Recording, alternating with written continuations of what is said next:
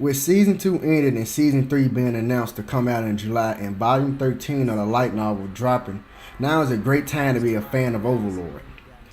The Great Tomb of Nazarick is a very expansive place with a variety of NPCs, and among these NPCs there are quite a few that are level 100. Now I won't go into too much detail of each NPC, I'll just give a brief version of what they are actually capable of. First up is the beautiful succubus Albedo. She is the guardian overseer as well as the prime minister of the Sorcerer's Kingdom. She has a karma value of -500, so she is extremely evil. Her creator is Tabula. Albedo has the highest defensive power out of all of the guardians. She is immune to all diseases and she is capable of absorbing super tier magic without suffering any damage, but she can only do it 3 times a day. And once she uses this ability 3 times, her armor will break apart and she will show her true form. Now when she shows her true form, she will bring in all the broken pieces of the armor and absorb it inside her own flesh. She also has a level 100 bicorn, but she can no longer ride it since she's still a virgin. She was also given a world item that can devastate large areas. Next up is Demiurge. He is the guardian of the 7th floor and commander of the NPC defenses. He was created by Ulbert and he has a karma rating of -500. Even though he is one of the weaker guardians, he is confident that he can best anyone other than Ainz in combat thanks to his high level intellect. He is immune to fire and he is extremely versatile. Despite this, he can only cast a small number of spells and he can only cast 2 10th tier spells. His true strength comes from his skills, and one of his skills is Command of Mantra. We see him use this skill all the time. It turns weak-minded individuals into puppets and it allows him to give orders to any being under the level of 40. He possesses the item Armageddon Evil. It is imbued with 10th tier spells and is capable of summoning an army of demons.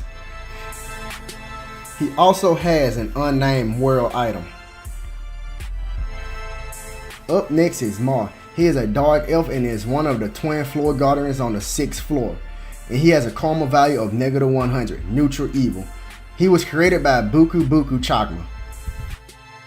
He can cast spells that support his companions or control nature. It has also been stated that Mar is one of the strongest floor guardians.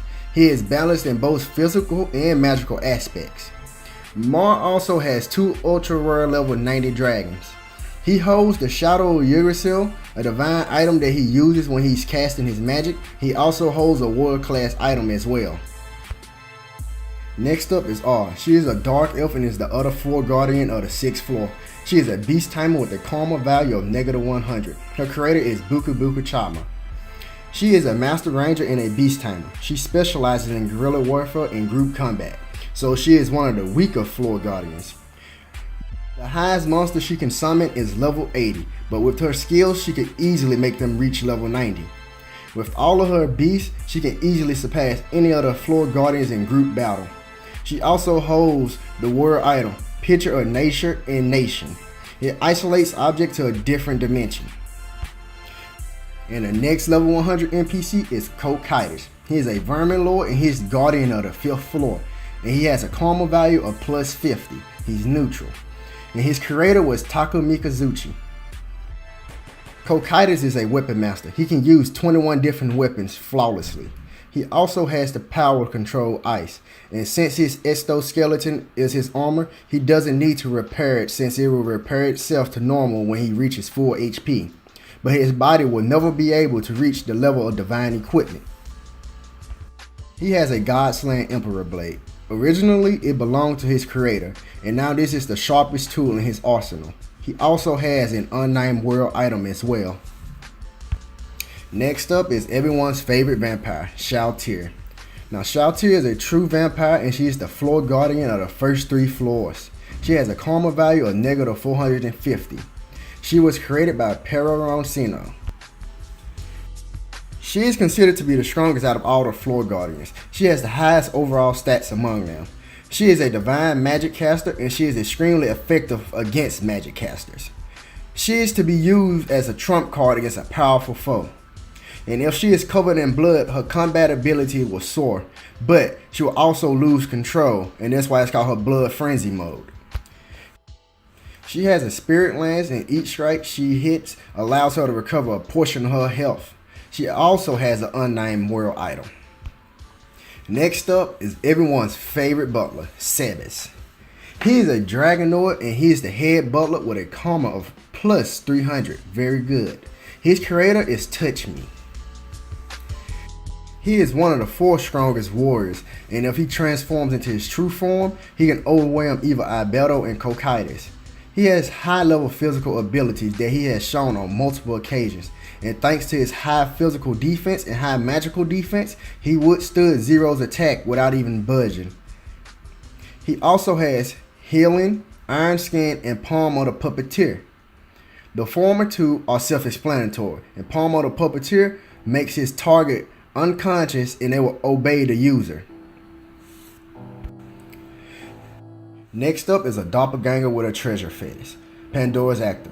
He is the area guardian of the treasury, and he is the financial manager of Nazarick. He was created by yours truly, Momonda. Since he is a high level doppelganger, he can transform into anyone and use up to 80% of their abilities. It has been stated that he has 45 forms to mimic, the 41 supreme beings being the first 41 and other 4 unknown forms that we do not know about. But he is not limited to only these 45 forms. He can take form of anything as long as it is living. He can be considered the most diverse among the NPCs in Nazarick, and there is also a rumor going around Nazarick that he is on the same level as the floor guardians, combat wise. The next level 100 NPC is the Mindless Gargantuan. This large stone golem is a mindless construct, so it has no free will of its own.